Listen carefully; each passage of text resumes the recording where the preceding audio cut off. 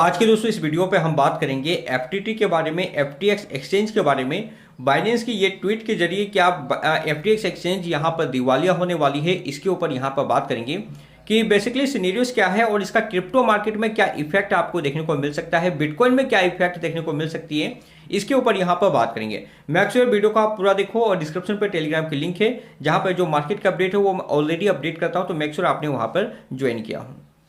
तो सबसे पहले हम बाइनेंस की इस ट्वीट के बारे में बात करते हैं जहां पर वो एफटीएक्स की जो इक्विटी है वहां से एग्जिट होने की बात वो वहां पर बताए हैं। तो बाइनेंस का ये ट्वीट काफ़ी ज़्यादा मायने रखता है और इस कारण से एफटीटी जो कॉइन है उसमें हमें काफ़ी डंप देखने को मिला है। तो यहाँ पर बैक टू बैक कई सारे ट्वीट आपको देखने को मिलेंगे और यहाँ पर आप देख सकते हो एफटीएक्स एक्सचेंज के सीईओ की तरफ से भी यहाँ पर इसे सपोर्ट किया गया है।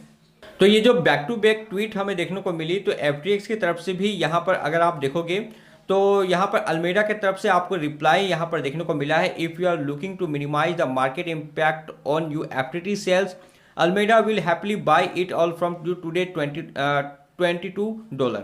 तो अल्मेडा का रिप्लाई बाइनेंस को यहाँ पर देखने को मिला। और लेकिन अगर आप बाइनेंस की अगर आप देखोगे सीजेट को अगर आप देखोगे तो सीजेट पूरा यहाँ पर अटैकिंग मोड पे आपको देखने को मिलेगा, जहाँ पर बैक टू बैक आपको सीजेट की ट्वीट देखने को मिलेगी।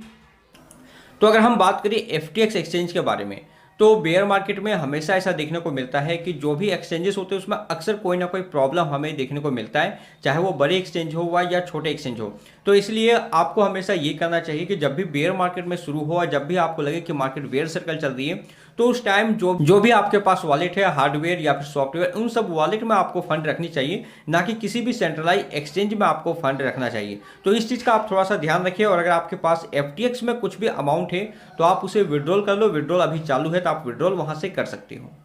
अब बात करते हैं कि मार्केट में क्या इफेक्ट आपको देखने को मिल सकता है। तो आपको याद होगा लूना क्रेज के बाद मार्केट में आपको डंप देखने को मिला था।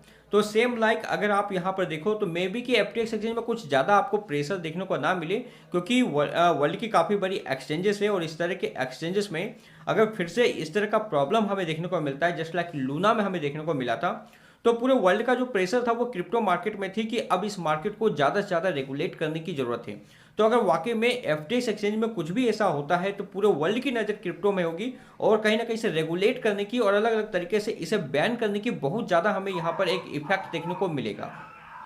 तो अगर एफटीएक्स एक्सचेंज यहाँ पे दिवालिया होता है तो इस बात को आपको याद रखना है कि क्रिप्टो मार्केट की हालत और ज़्यादा खराब हो सकती है। हालांकि चांसेस नहीं है, 90% चांस है कि ऐसा कुछ ना हो, एफटीएक्स एक्सचेंज में कोई प्रॉब्लम ना हो, लेकिन क्रिप्टो मार्केट है तो इसलिए थोड़ा सा हमें अलर्ट रहना जरूरी है। एफटीएक्स एक्सचेंज पे इससे पहले भी कई सारे ऐसे न्यूज हमें देखने को मिले जहां पर कई तरह के लाइबिलिटी हमें देखने को मिले, बट अभी फिलहाल सीजेट बाइनेंस की तरफ से जब इस तरह के ट्वीट हमें देखने को मिले तो ये वाकई में मार्केट में एक नेगेटिव इफेक्ट हमें देखने को मिल सकता है। और अगर एफटीएक्स एक्सचेंज में कोई प्रॉब्लम हुई तो क्रिप्टो मार्केट की और भी हालात यहाँ पे खराब हो सकती है।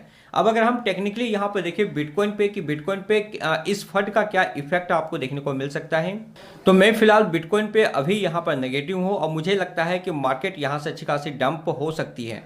आप यहाँ पर इस हिसाब से देख सकते हो। सबसे पहले आप आरएसआई की थोड़ा देखो, टेक्निकली यहाँ पर देख सकते हो आरएसआई यहाँ पर एक बेरिश डाइवर्जेंस यहाँ पर बना रही है।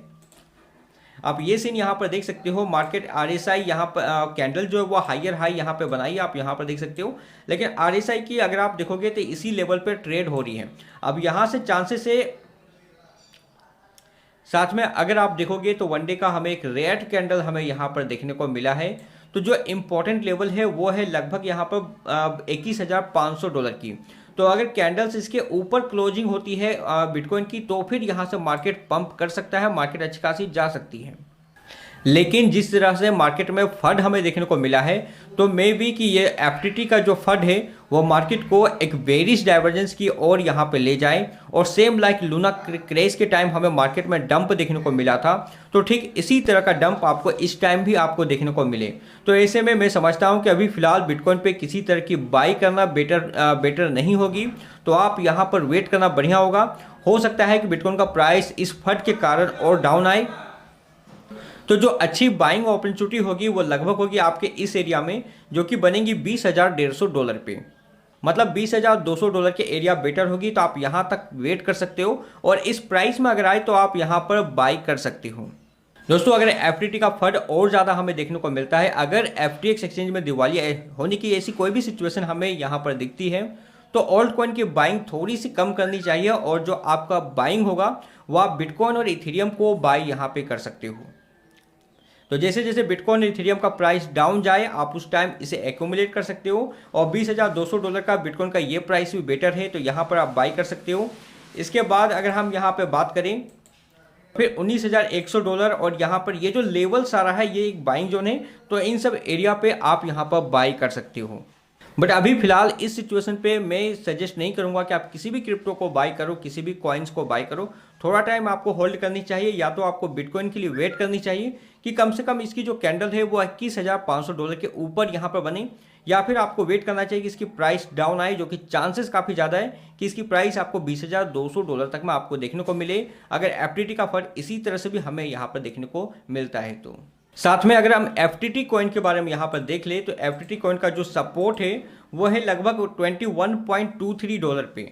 अब अगर इस एरिया को नीचे की ओर ब्रेकआउट करती है, ब्रेक डाउन करती है, नीचे की ओर ब्रेक डाउन करती है, तो फिर मार्केट में और ज़्यादा आपको नेगेटिव असर देखने को मिल सकता है। तो एफटीटी कॉइन के लिए जो सबसे इंपॉर्टेंट है कि वो इस एरिया को सपोर्ट करे, अदरवाइज हमें और डाउन देखने को मिल सकता है, और ऐसी सिचुएशन पे मार्केट में और आपको डंप देखने को मिलेगा और बिटकॉइन का प्राइस और डाउन हमें देखने को मिल सकता है। क्या आपको एफटीटी कॉइन की बाय करनी चाहिए? तो अगर आप फंडामेंटली देखो तो बिल्कुल स्ट्रांग है, बट जिस हिसाब से हमें फंड देखने को मिला है, या फिर जिस तरह से एफटीएक्स एक्सचेंज का दिवालिया होने का न्यूज हमें देखने को मिल रहा है, हालांकि ये न्यूज किसी तरह से प्रूफ नहीं है, बट फिर भी अगर दिवालिया होने की न्यूज होती है, वाकई में ऐसा कुछ न्यूज होता है, तो अगर आपको एफटीटी कॉइन बाय भी करना हो तो मेरे ख्याल से आपको स्टॉप लॉस के साथ बाय करनी चाहिए। लगभग यहाँ पर 21.2 या फिर 21.5 एक अच्छे स्ट्रॉन्ग सपोर्ट है। तो यहाँ पर आप अगर बाई भी करते हो तो $20 का कम से कम आपको स्टॉप लॉस के साथ बाई करनी चाहिए, क्योंकि अगर इसके नीचे कैंडल क्लोज होती है तो मार्केट अच्छी खासी डंप हो सकती है।